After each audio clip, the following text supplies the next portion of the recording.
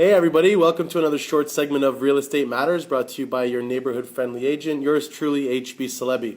So let's talk real estate for the month of May.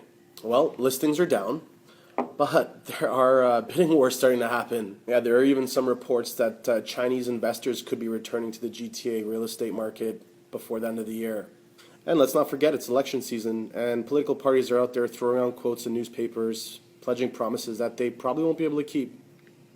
So, what does this all mean? For months now, experts have been discussing the Toronto GTA sales numbers, and now heading into summer, there are some obvious new trends that definitely warrant some discussion.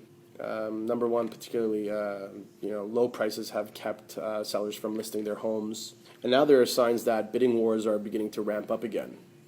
And what's more interesting is Chinese foreign buyers are beginning to show renewed interest in the GTA real estate market only a year after the foreign buyers tax was implemented. I read some headlines in the news the other day about what would the Toronto real estate market look like if Doug Ford was elected as Premier of Ontario. And he's been very vocal.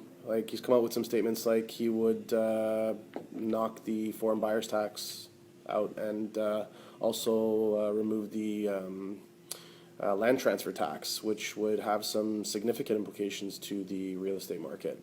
The good news is, for real estate investors, they're talking more in sensible terms.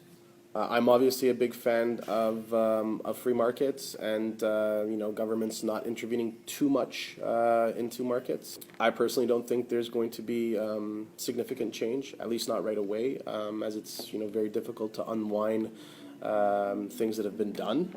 But if we can start moving in the direction of a free market and start moving away from really stringent regulations and the tightening of things per se, that have happened under our current leadership. Who knows? It could be a very good thing, or not. Nevertheless, it'll be very interesting to see this soap opera unfold over the next couple of weeks. And if you're a young person like me, make sure you get out there and vote. And speaking of millennials, those millennials, I'm a millennial. With GTA prices at an all-time high, more and more young friends are choosing to stay at home with their parents. In fact, there's a stat that says there's over 1 million millennials living at home with mom and dad today. I shouldn't laugh. I actually live at home with my mom and dad too. But according to some news reports, that's actually all about to change. A new report from Ryerson University found that over the next 10 years, 700,000 millennials will be looking for home ownership in the GTA. That's a lot of kids.